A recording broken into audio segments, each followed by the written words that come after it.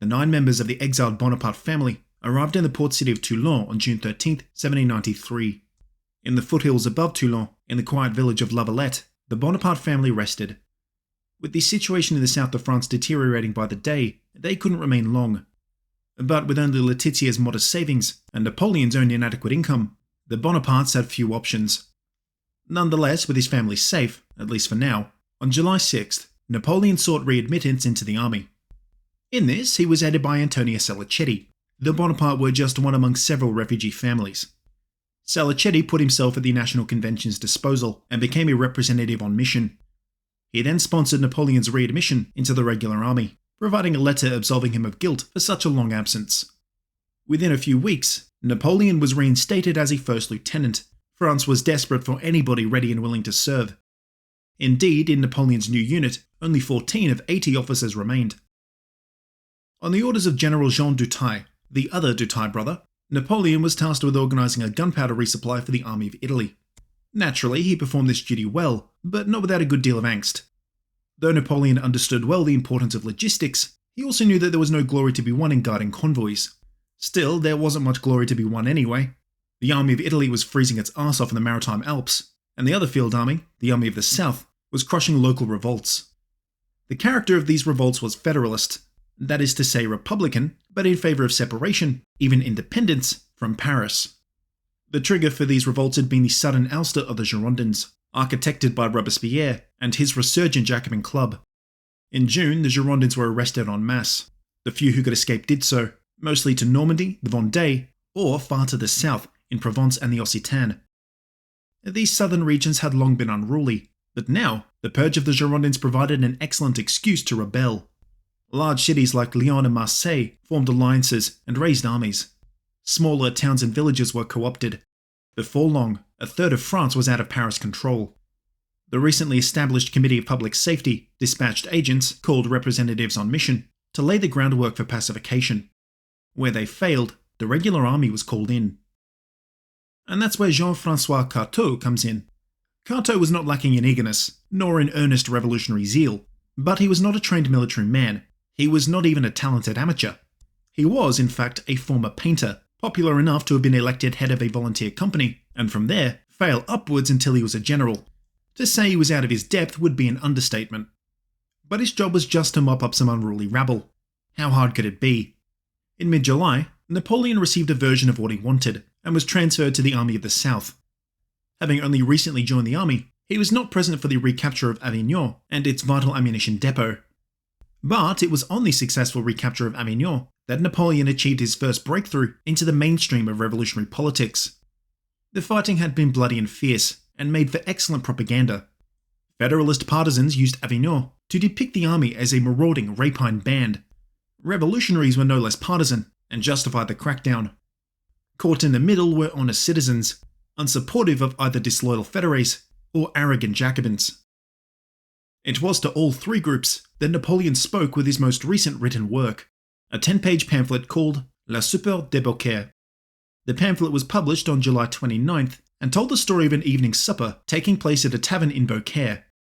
There were a few characters: 2 merchants, dismissive of both the revolution and the Federalists, a Federalist from Marseille and another from Nîmes, and 2 officers of the victorious Army of the South, fresh from their triumph at Avignon. Quite deliberately, one of the officer characters was a self-insert for Napoleon. Thus, the whole story resembles nothing so much as a Napoleonic Socratic dialogue, with Napoleon essentially voicing his own opinions. His officer character enjoys the majority of the page length, with the other characters there largely to provide opinions which Napoleon can then at length demolish. The overall thrust was very pro-revolutionary. Napoleon advocated support for Paris, public safety and the Jacobins, on the grounds that the nation was at war, facing down a mighty coalition. Defeat in this existential struggle would mean the reimposition of monarchy and a terrible campaign of revenge against all who opposed crowned heads. Thus, the conflict in the South represented, at best, a fratricidal distraction, or at worst, a civil war that played right into the hands of the counter-revolution.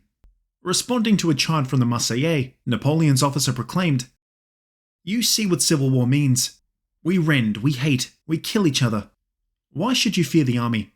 Think better of us, and you will have no better friends. Believe me, Shake off the yoke of the rascals who were carrying you straight down the path of counter-revolution. Re-establish your old authorities. Accept the constitution, and the army will immediately march off to compel the Spaniard, drunk on a few successes, to dance La Carmagnole. By the end of the night, the officer wins the debate. The fédérés, 2 merchants, and the officers, by 2 a.m. all thoroughly soused on champagne, drink a toast to the Republic and go to bed. Napoleon's defense of the Republic might have been a bit inelegant and on the nose, but it was still quite eloquent. Subtle propaganda is ineffective propaganda, so this strident support was like catnip for the Jacobins. Here was not only a gifted young officer who supported the revolution, but one who openly and proudly endorsed the Jacobins. Salicetti read the pamphlet on July 29th and immediately realised the potential. He then sent a copy off to fellow representative on mission, Augustin Robespierre. Augustin had a Soubrette Beaucaire published and printed. Copies were read all throughout the nation. Maximilian himself received a copy and read along approvingly. And here began Napoleon's brief, but fruitful, connection with the Jacobin elite. With years of Enlightenment theory under his belt and a first-hand experience of revolutionary politics, Napoleon's credentials as a bona fide Jacobin were secured. Napoleon's elevation arrived just in time for him to prove his mettle in response to a military crisis. Under Carteau, the army of the South descended on Marseille, putting the second great rebel city to the sword. Federalists scattered, with many fleeing to the only nearby rebel settlement, the port city of Toulon.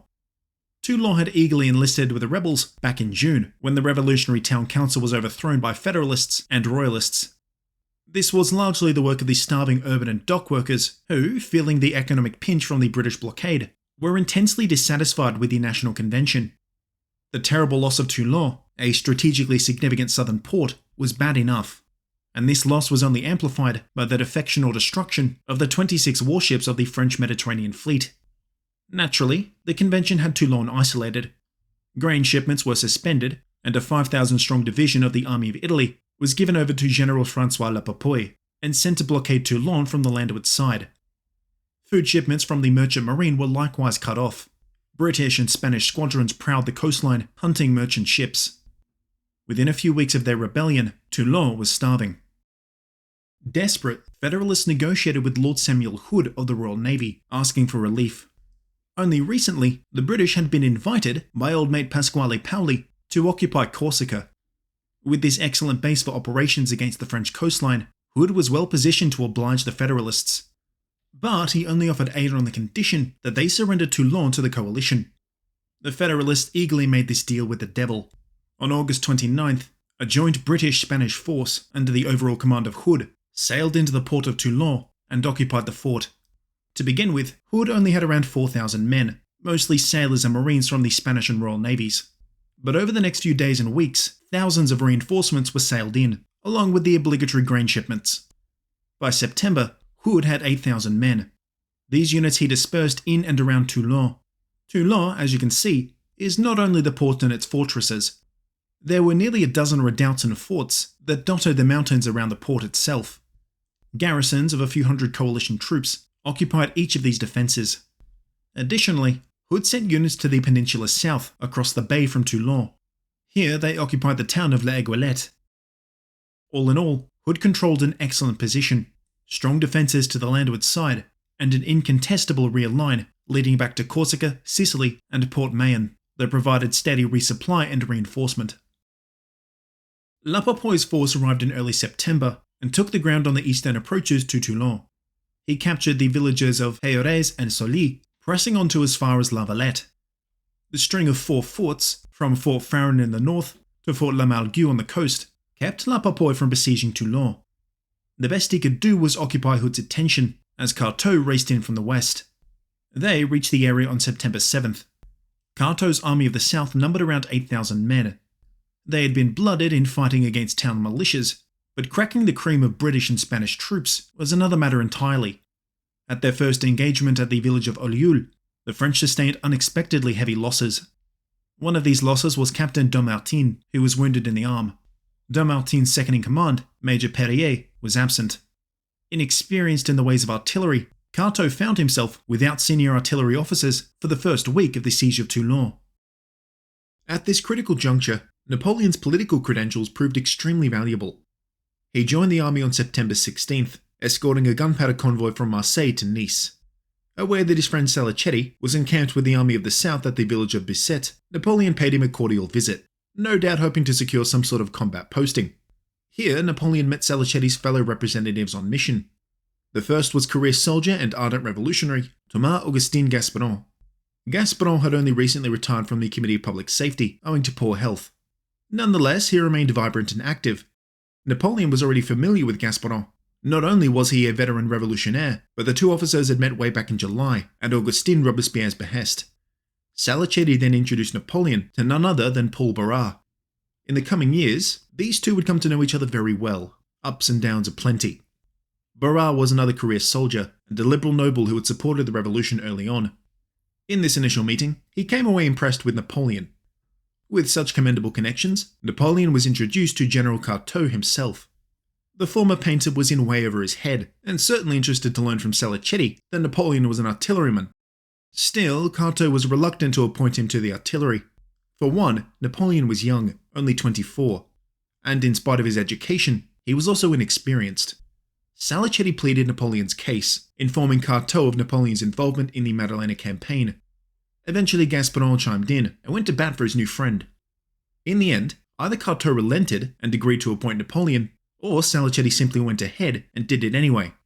Representatives on mission had broad powers and could quite readily go over a general's head. Certainly, all three representatives had a low opinion of Carteau. Ignoring him would have been quite likely. However it happened, Napoleon was now in charge of the artillery, assuming Dammartine's posting on the right flank. On the 16th, the very day of the appointment, Napoleon assessed his cannon. There were only 5 batteries, consisting of maybe a dozen guns, 2 long 24-pounders, 2 6-pounders, and a few light field guns, probably 3 or 4-pounders. Promisingly, there were some 12-inch mortars, ideal pieces for bombardments, but ammunition and powder for all the guns was in short supply. Even had they been well stocked, it wouldn't have mattered much. Without the aid of the officers, command of the guns had been given over to the corporals and sergeants. Though they could operate the guns, they didn't have the know-how to range or position them properly. It took 3 sleepless days and nights for Napoleon to organise his artillery. Compounding these woes, he had concerns about strategy. Carteau had no formal military training, and so no real plan of attack. Lapaport did have proper training, but he commanded the inferior force, with fewer guns. And communications back and forth from La Valette to Bicêtre was extremely difficult. The French divisions were uncoordinated and lacked effective leadership. Into this breach stepped Napoleon. Having some first-hand experience of littoral and coastal operations, he quickly concluded that Hood's position was far more perilous than it initially seemed. Though he occupied strong positions, these redoubts meant little without proper resupply. If the French could tighten the grip on the peninsula, capturing or at least overlooking La Aiguillette, then they could start artillery on the British and Spanish ships that dawdled through the narrow gap that led into the shallow Petite Rade. Hell, Napoleon's long 24s would even have the range to hit ships moored in Toulon itself. To preserve the ships, Hood would be forced to evacuate, and any resupply efforts would be fraught, as they would have to run a gauntlet of French cannon. The plan was simple, effective, would avoid a prolonged siege, and as might be expected, not exactly Carteau's cup of tea. His objection was less military and more political. He didn't like being shown up by this Corsican upstart. For weeks, Napoleon visited Carteau and wrote letters to Lapaport, trying in vain to convince them to adopt his plan. In that time, the siege progressed with all the haste of litigation. A protracted siege is a play for time between both sides. Attacker and defender will face camp diseases, starvation, a lack of water and ammunition at some stage. So it's a question of who can outlast who. For the French, their logistics were a mess. Hood's were still unimpeded.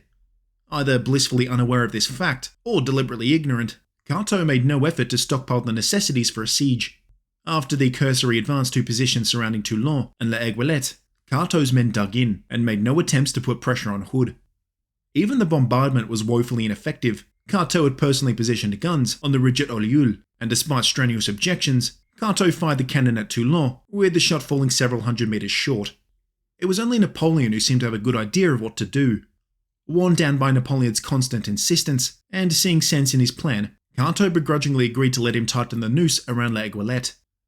Carteau provided little in the way of men or material. Nonetheless, on the western coastline, Napoleon oversaw the construction of 2 advanced redoubts on the heights overlooking La Aiguillette. He organised his artillery into 2 batteries. the Battery of the Mountain, and the Battery of the Sans-Culottes. The politically charged names alone indicate that Napoleon was aware that his actions would be reported to public safety. The batteries found targets on Hood's ships moored in the Petite Rade. Though the damage was minimal, Hood was not to know that Napoleon had very little ammunition and had to expect that the bombardment would continue without abating. He therefore moved his dozens of ships away from the coastline where they were vulnerable and further into Napoleon's trap. With the first step in his plan complete, Napoleon proposed his linchpin, an assault that would take Les Aiguillettes and close the bay. Carteau had little faith in the plan, and on September 20th made only a half-assed attempt to take Les Aiguillettes by way of Le Caire. Withdrawing to lick their wounds, the French were then caught off guard when the British made a rapid advance to the heights southwest of Les Aiguillettes. On high ground they constructed a formidable redoubt in only a few days, 20 heavy guns taken from the navy poking out from behind the earthworks. The British called this position Fort Mulgrave, after Lord Mulgrave, but the French had a more fitting name, La Petite Gibraltar. Any direct assault would see attackers turned aside, like waves upon the rock. Undeterred by this defeat, Napoleon turned his considerable energies to the painful prosecution of a long siege. He put his quill to good work, dispatching letters to the various towns and depots of southern France, requesting whatever supplies they could offer. These included not just his own guns and ammunition, but pack animals, food, uniforms, entrenching tools and gunpowder. Even 10,000 spare musket barrels Napoleon organised to be carted down from Saint-Étienne. In other words, stuff that General Carteau really ought to have had his staff doing. Instead, this was left up to Captain Napoleon. And as you might expect, Napoleon didn't mince words. Lingering Federalist sympathies compelled him to be forceful. The Sans-Culottes of the Midi have only one wish, and that is to purge the territory of the Republic of all tyrants. To achieve this promptly, the army must procure horses for the artillery park. The Department of the Drôme, which has given such ample proof of its republican spirit, must provide you with considerable resources. Requisition enough horses to form 4 brigades, and as many oxen as are required for 2 more. In all, 300 animals. Whatever feathers were ruffled by Napoleon's direct and incessant demands was soothed by Salicetti, Gasperin, Barras, and more recently, Augustin Robespierre, who joined the army at Toulon. Throughout the rest of September and into October, Napoleon's artillery force began to grow rapidly. This wasn't without hiccups. Marseille collected enough metal for 6 mortars, but no shells. And what shells came in were 10 inches, while the French guns fired 12-inch shells. These ammunition issues were sorted before long, as the seizure of Federalist properties and churches provided plenty of spare metal for cannonballs and shells. Of course, so many new guns required literally hundreds of men to serve them, corporals for legwork, sergeants to manage the guns, and officers to coordinate fires. At Napoleon's demand, the representatives conscripted local peasants and called up retired officers, namely artillery officers, who happened to live in nearby cities. Day by day, Napoleon drilled them hard in the use of the guns. Before long, over 100 guns roared day and night. The long 24s held a red-hot shot, as mortars lobbed shells in high arcs. By October 25th, Napoleon recorded in his diary, "The guns are beginning to make good work." On that same day, however, Napoleon was despairing as to the prospects of the siege. Carteau's bungling had wrought such an acute level of dysfunction in the army that he and a frustrated La Papouille were operating independently. The results were as predictable as they were tragic. On October 1st, La Papouille had launched an ill-advised frontal assault on Mount Farron. His losses were critical. In only a few weeks, 2,000 lost killed, wounded, or deserted. Carteau, meanwhile, continued to sit tight, earning for himself the nickname King Log. Napoleon fumed, his only consolation being a promotion from captain to chef de battalion, a major in equivalent rank. Napoleon's batteries were still too far back to inflict the kind of damage that would compel Hood to withdraw the ships. Carteau had to go. These sentiments were echoed by the representatives, who had long demanded that Carteau be dismissed. Everybody got their wish on October 23rd, when Carteau was reassigned to the Army of Italy. The question now was who would be his replacement. And this question was sufficiently vexing that Napoleon wrote directly to the Committee of Public Safety up in Paris to convey just what he reckoned a replacement ought to bring to the table. The first measure I propose is that you should send up to command the guns some general of artillery who will be able, if only by making use of his rank, to command respect and deal with a crowd of fools on the staff with whom I have constantly to argue in order to overcome their prejudices and make them take steps which theory and practice alike have shown to be axiomatic to any trained officer. It was obviously heavily implied that Napoleon himself should be that replacement, He had the best plan after all, and everyone knew it. But he also recognized and accepted that rank counted for a great deal. That capacity to command respect without having to earn it, like Napoleon had done, was what he thought the army desperately needed. However, things were not so cut and dry as all that. Charles-François Dumouriez, former Minister of War and then a general, had defected to the Austrians only a few months ago in March, after his disastrous defeat at Neerwinden. Dumouriez's shocking betrayal hardened hearts within public safety, and they began to purge the officer corps of even the most remotely questionable characters. Generals were retreated down to only the most politically reliable or the most competent, rarely both. General Dupet was one such appointment. Before the revolution, he had been a doctor, with his only real attribute being popularity. Arriving in camp in late October, Dupet immediately rubbed his fellow officers the wrong way. Napoleon was shocked by Dupet's complete incompetence. The representatives on mission were less than pleased. They sent frenzied reports back to Paris. A critical situation at Toulon required a firm guiding hand, and so a new general was sent to the army. General Jacques-François Dugommier was well into his 50s, and so relatively old by the standards of French revolutionary generals. A career soldier born in Guadeloupe, he had risen rapidly through the ranks of the Revolutionary Army, largely on merit. Dugommier was somewhat aloof from public safety, and did his own thing. Thus, despite his competence, he wasn't entirely trusted politically. When Dugommier assumed command of the army on November 16th, he brought with him plans specified by public safety. These plans were wholly unrealistic, and called for a repeat attack upon Mount Faron.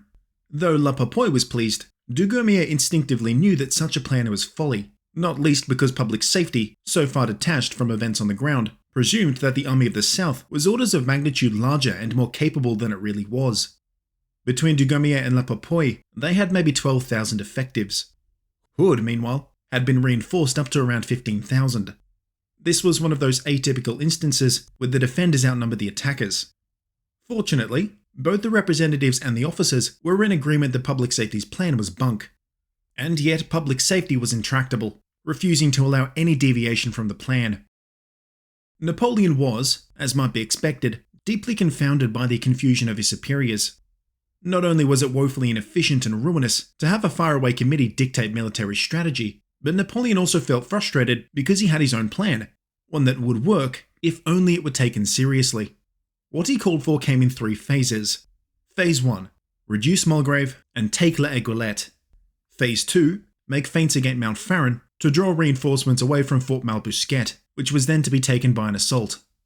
And Phase 3, from the south across the bay, and from the high ground just west of Toulon, lay into the ships moored there with cannons and mortars. This plan was not particularly brilliant by any means. What recommended the plan was its feasibility. Napoleon had a conception of siege warfare, in particular, as being something like a balancing act. Once one side had broken the equilibrium, momentum was on their side. It was therefore necessary to be constantly putting pressure on the enemy, forcing them to alter their balance so that they might fumble. In the confusion of Dupet's 3-week stint, Napoleon had acted without authorization to essentially prepare the ground for phases 1 and 2. By the end of November, he had 38 24-pounders sighted in on Fort Mulgrave. They were split across 3 battery forts of his own design: the Fort des Jacobins, the Fort des Chasseurs, and the Fort des Hommes Sans Pieux. These positions were unfortunate in that they were positioned right at the bottom of Mulgrave's high ground. Indeed, the Fort of the Men Without Fear was only named so after Napoleon personally inspected the site on the 28th. Above its spotty cover and muddy trenches, he placed a board that read, "The Men Without Fear." Morale was restored, and fire poured onto Mulgrave, producing a deadly kill zone where the British hunkered down. To prepare for Phase 2, Napoleon had constructed 3 more batteries on the northern shore: Fort de la Poudrière, Fort de la Farnière, and the Fort de la Convention. On November 25th, Dugommier convened a council of war. In attendance were the representatives, Generals La Papouille and Chervony, and Chef de Battalion Napoleon, who served as secretary. Plans were assessed and discarded one by one, as unfeasible or too risky. That was until Napoleon threw his hat into the ring. Everybody knew he had some notion of what to do. It was just a matter of getting Dugommier on board. A mixture of Napoleon's sincerity, as well as his keen insight, made Dugommier a ready convert. He agreed to an attack upon the defences at Fort Mulgrave. A few days later, on the night of November 29th, both Napoleon and Dugommier were personally inspecting the 7 guns of the Battery of the Convention, overlooking Malbousquet. command of British Army forces was in the hands of General Charles O'Hara. A veteran of the American War of Independence, O'Hara was a far more aggressively minded man than Hood, and sought to break the French with sorties before a general breakout. The Battery of the Convention was targeted for its proximity to Toulon, from where the French had the range into the Keys. With the light long faded, O'Hara personally led a force of British and Neapolitan regulars. In a daring assault, they raced up the earthworks and plunged into the battery. Despite a tenacious defense by Napoleon and Dugommier, they were simply overwhelmed and forced to withdraw. The guns were spiked, and the coalition occupied the trench line. Napoleon remained calm in the face of danger. Firstly, he mounted some cannon to overlook the approaches to Ollioules to thwart O'Hara's clear path to the French headquarters. Then, leaving Dugommier to organise the defences, Napoleon took command of an infantry battalion. I went over to one of the heights overlooking the lost battery, and with a battalion of 400 men, I crept along a trench covered with olive branches. In this way, I reached the foot of the battery without being discovered, and from there I directed a violent fire from left and right upon the English and the Neapolitans, without it being possible for them to know from where the firing came. The Neapolitans returned fire without aiming, believing that the English had fired on them. Having been taken completely by surprise, O'Hara organised a hasty defence. Bravely but inadvisably, he stood atop the earthworks and encouraged his men. An officer wearing a red coat, whom we then took to be a colonel, climbed onto the breastwork to see what was taking place. A non-commissioned officer of the French battalion fired at him, breaking his arm. The officer rolled out to the foot of the battery, which was controlled by the French. It was by now early morning on the 30th, and Napoleon boasted in his diary that it had only taken half an hour to recapture the battery. He also commended Dugommier for his, quote, truly republican bravery. Another note was made of a young sergeant named Jean Andoche Junot. Who is that man? Napoleon wrote. He will go far. An accurate prediction. Junot was elevated to Napoleon's own secretary, and he will play a role in many more events to come. In the more immediate term, though, Napoleon had much to celebrate. The loss of 7 guns was offset by the killing of 400 enemy and the capture of 200 more. Among those captured was O'Hara. Napoleon claimed to have personally returned the general's sword to him before having his wounds tended. Dugommier was similarly pleased with how things had gone, now vindicated for his trust in Napoleon. In his report to public safety, Dugommier reported, among those who have most distinguished themselves are citizens Bonaparte, commandant of artillery. Dugommier actually spelt it Bonaparte, as actually had Napoleon for a little while when he was at Brienne. Calm was soon restored to the front, as siege warfare's familiar pattern of slow incremental advance was reasserted. The glacial pace did not suit Napoleon, but he could at least be contented that his plan of action was underway. It was now Dugommier who left his mark, organising resupply, drilling the men, and reinforcing the army with fresh units. Among these reinforcements was a brigade under the command of one Brigadier General André Massena, who arrived on the 14th of December. Napoleon reported, "We are in much the same position. The army is now 30,000 strong. These numbers are a little inflated, but it was certainly the case that the French had the advantage, for the first time in the siege. The balance was in their favour after O'Hara's failed sortie, which damaged the defenders' morale. It now only remained to break the equilibrium with a final, daring assault to capture the southern flank. General Mourion, with his division of 6,000 troops, was to take Mulgrave under the cover of the artillery. Massena, meanwhile, would attack the forts northeast of Toulon. Napoleon's task was to deliver the coup de main, an infantry assault across the foothills on the northwestern side of Mulgrave. From there, he would seize La Aiguillette and begin a bombardment of the ships in harbour. As all of this was going on, La Popoi would launch diversionary attacks upon Mount Farron. Troops were manoeuvred into place under cover of darkness. The attack commenced on the foggy morning of December 17th. Mourion led his division headlong into the teeth of the Little Gibraltar. Napoleon's artillery poured on the fire, blasting apart the defences. The fighting was fierce, and French casualties were heavy, around 1,000 dead and wounded by the time Mulgrave fell a few hours later. In that time, Massena had launched his attack. He did his job well, capturing the fort d'Artigues. It only remained for Napoleon to launch his own attack. Mounting a horse, he led the men from the front. The British held La Aiguillette with only light defences, but these were dug into the hillsides around the town. During the assault upon these defences, Napoleon's horse was shot out from under him. Now on foot, he got stuck in alongside the infantry. A Colonel Auguste Marmont, a fellow artilleryman like Napoleon, positioned guns on the recently captured Mulgrave. He provided excellent covering fire as Napoleon's attack progressed.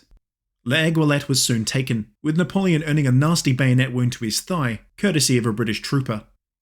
Unconcerned, he pressed on, capturing the Tour de la Balaquie. An already impressive victory was made all the more decisive by Napoleon. With his ceaseless energy, he relocated the 24-pounders to batteries around L'Aiguillette. This took about a day to complete, but by the afternoon of the 18th, Hood's ships were being raked with shot.